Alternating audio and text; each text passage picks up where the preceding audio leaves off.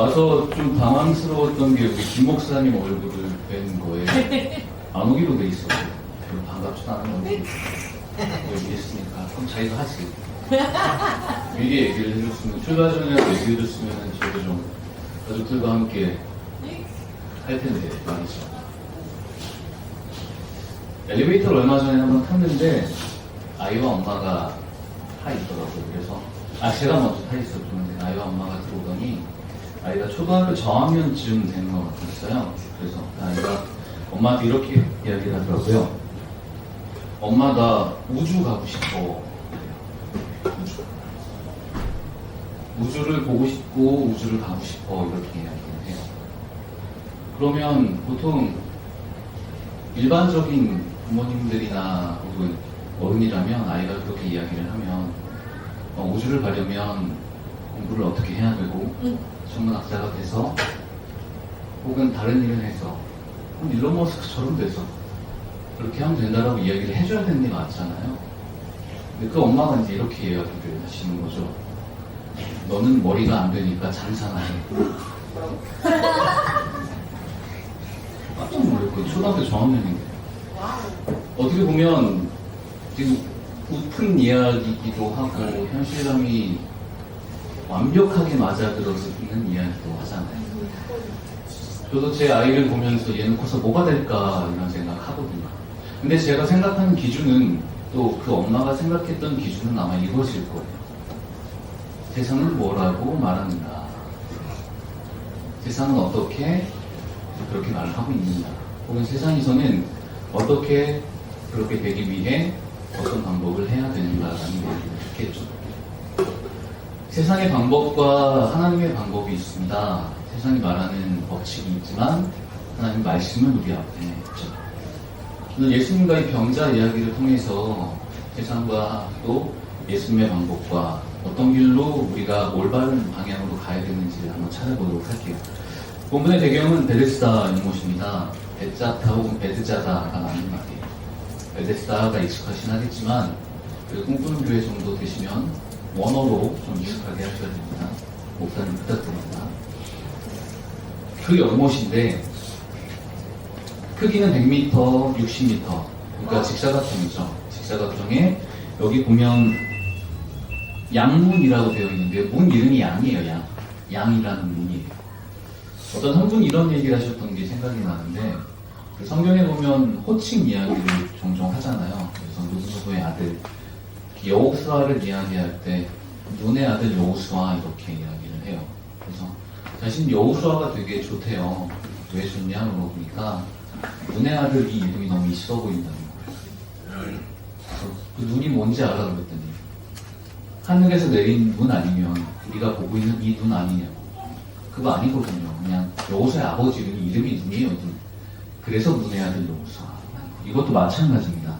양이라는 문이에요. 거기에 100m, 60m 직사각형 공간에 여기 있는데 그 기둥이에요. 행각 5이란 말이 주랑이란 말이고 행각 좀 기둥이 5개가 있고 사람들이 그 안에 머물러서 있었던 거예요. 그들이 머물러 있었던 이유는 이거죠. 3절 후반부터 나오는데 아주 간헐적으로 가끔씩 그 물이 가득 차서 즉 범람한다고 해요. 넘치는 거죠. 언제 어떻게 될지도 모르는 그 연못에서 많은 사람들이 모여서 그 물이 넘칠 때를 기다리고 있어요. 왜 넘치느냐라는 것보다 넘쳤을 때 가장 먼저 그 물에 뛰어드는 사람은 모든 병을 낫게 된다는 생각을 그런 공통된 통념을 공유하고 있었어요. 그런데 그 공유하는 사람들의 모습이 어떠냐 하면 굉장히 아픈 사람들이죠. 맹인, 병자, 다리 저는 사람, 혈기 많은 사람. 근데 다음 세대들은 잘 모르겠지만 무릎 부수시고 허리도 아프고 날 굳은 날은 더 하기도 하고 그래요. 그런 사람들의 평생이 모여있는 그곳이거든요. 근데 그것보다 더한 사람들, 예수님 시대에는 지금처럼 병원이나 의학이 발달되지 않아서 병 고치기가 힘들었잖아요. 그래서 예수님이 많이 고쳐주시지 않았습니까? 그것처럼 어떠한 기적을 바라고 자신의 치유 혹은 자신의 회복을 바라는 사람들, 수많은 사람들이 100m, 60m 되는 공간에 모여서 물이 범람하기를 기다리고 있었던 거예요.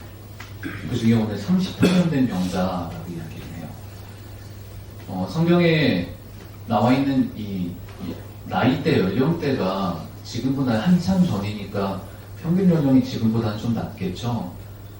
38년, 38살이면 많이 산 거예요.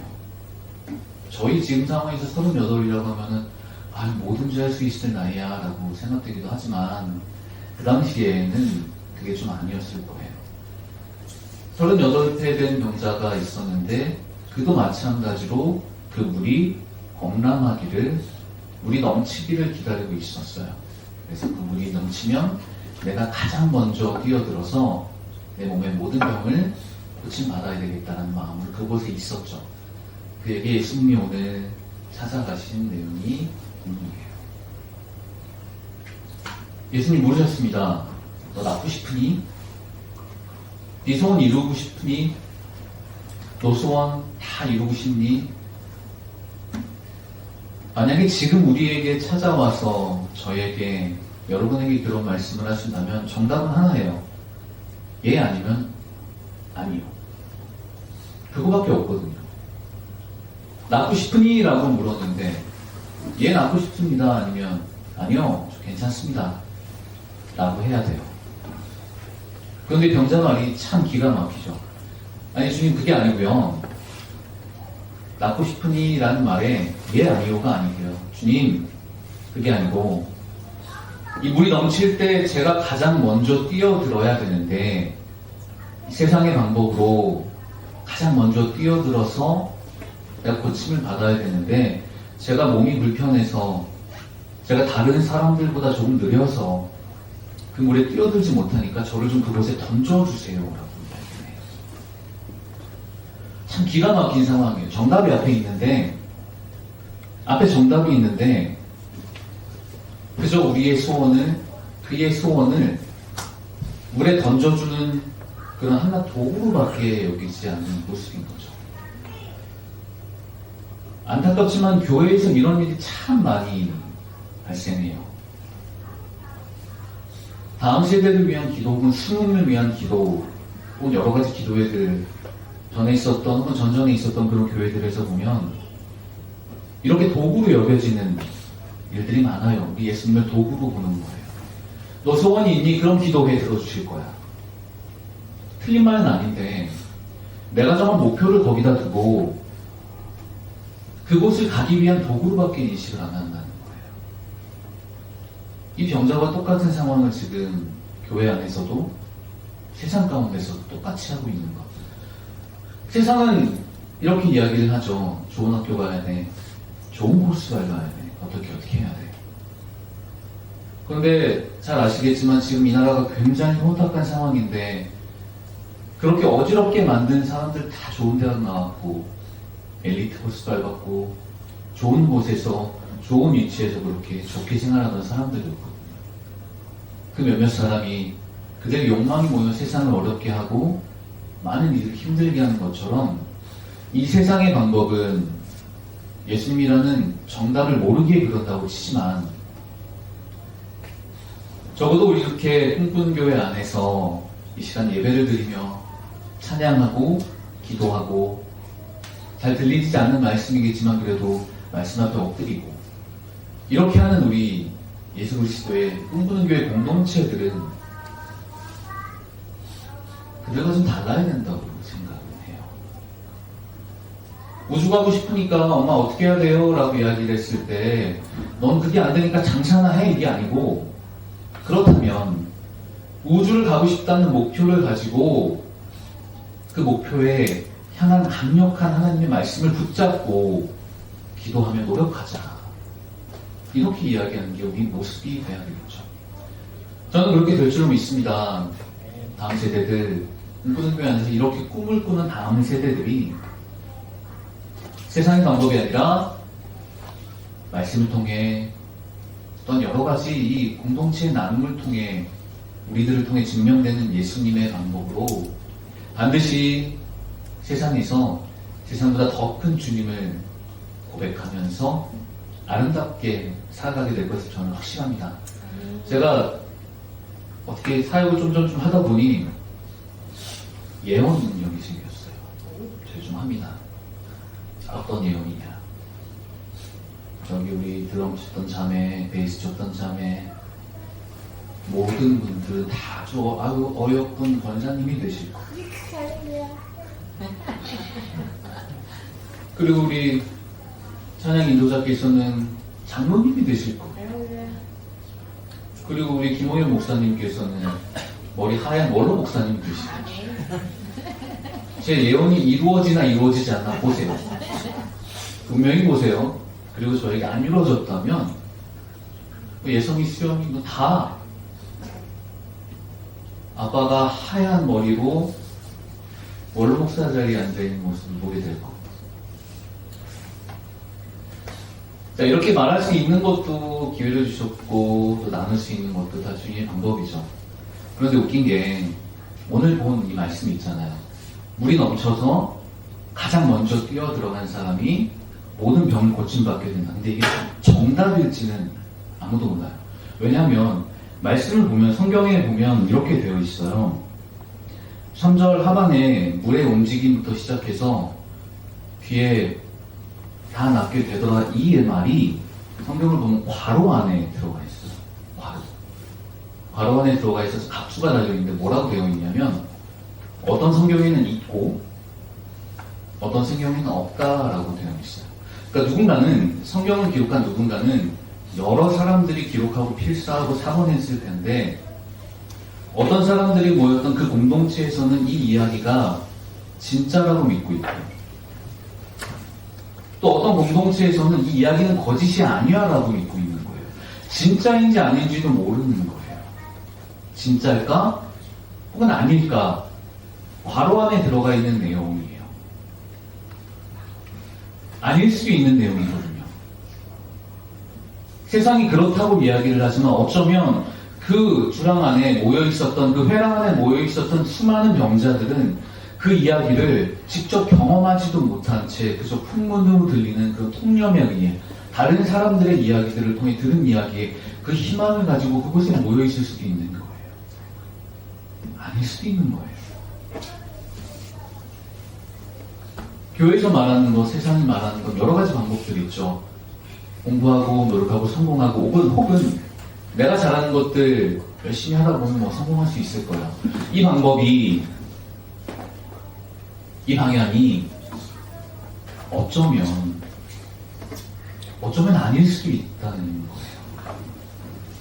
우리가 말하고 꿈꾸고 바라고 있는 소원들, 우리가 기도하는 것들이 주님의 방법이 아니라면 하나님 나라의 확장을 위해 노력하는 그것이 아니라면 그것을 목표한 것이 아니라면 어쩌면 우리가 걷는 모든 일들은 오늘 찬양처럼 우물가 여인이 간절히 기도했지만 그것이 헛되고 헛된 것이다 라는 이야기를 하는 것처럼 우리가 하는 모든 노력들이 이 괄호 안에 있는 내용이라면 아닐 수도 있어요. 예전에 목사님들이 이런 예화 많이 하셨던 걸로 기억해요.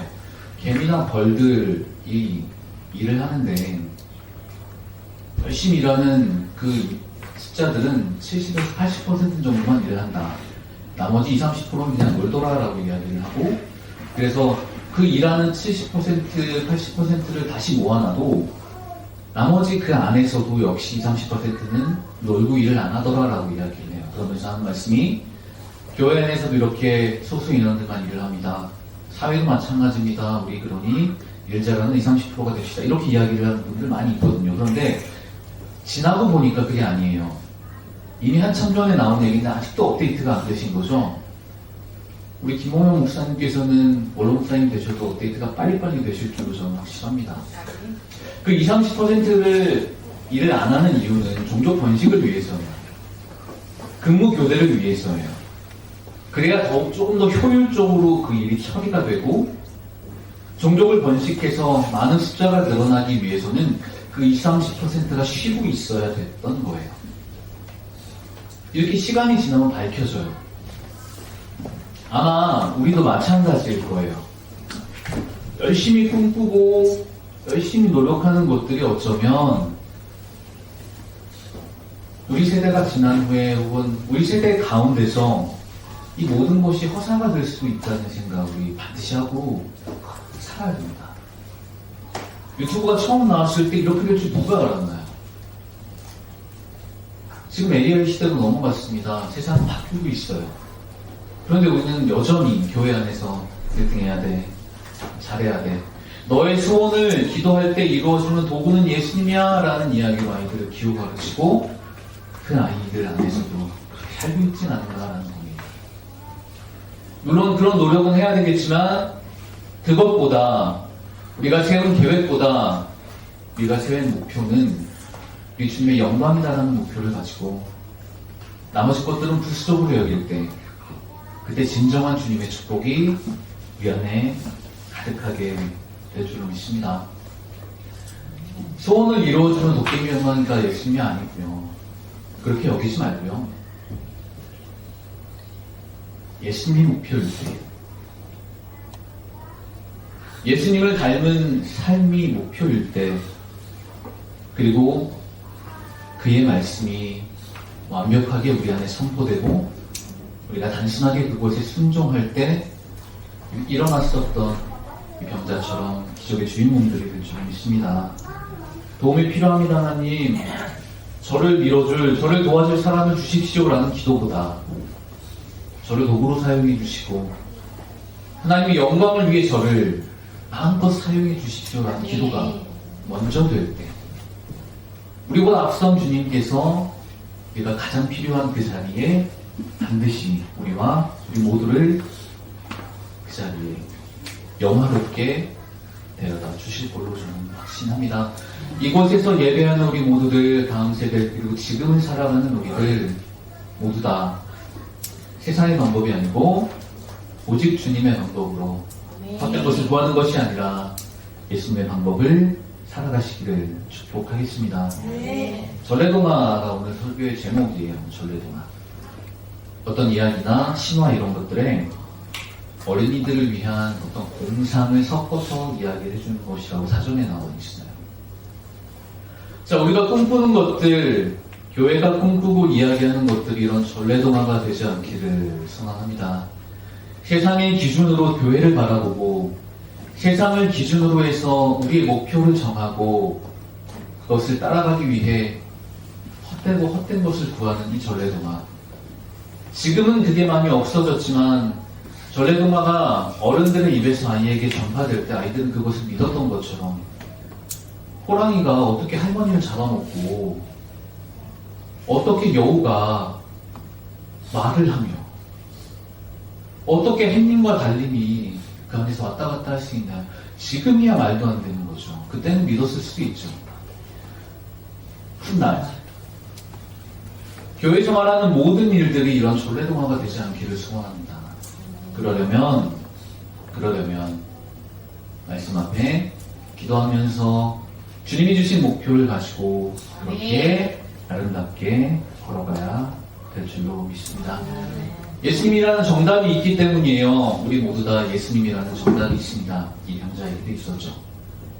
한마디로 끝났어요. 주님, 저를 좀 그곳에 던져주십시오. 아무도 없지만 나를 그곳에 던져주기는 당신밖에 없다고 믿었기에 저는 이렇게 구합니다. 제 소원은 이 물에 던져주시는 것인데 저를 좀 고쳐주세요 라고 했을 때 우리 주님께서는 세상의 방법을 말씀하시지 않고요. 일어나 걸어라 한마디 하셨어요. 자, 우리가 어찌됐던 그렇게 노력하며 눈물 흘리며 혹은 내 모든 걸 다 쏟아내며 하는 모든 기도에 일어나 걸어라라는 혹은 내 삶에 가장 필요한 한마디로 응답해 주실 그 주님의 약속을 믿고요. 굳건히 그 약속을 붙잡고 따를 때 말씀이 선포되자마자 일어나 걸었던 그 병자처럼 이곳에서 꿈꾸는 모든 세대들과 지금을 살아가는 우리 모두들은 우리 주님의 기적을 만들어내는 그런 주인공이 될 줄 믿습니다. 단순히 순종하고요. 단순히 순종하고 도구로 여기지 말고요. 예수님을 정답으로 확실하게 믿고 우리 그렇게 따라가자고요.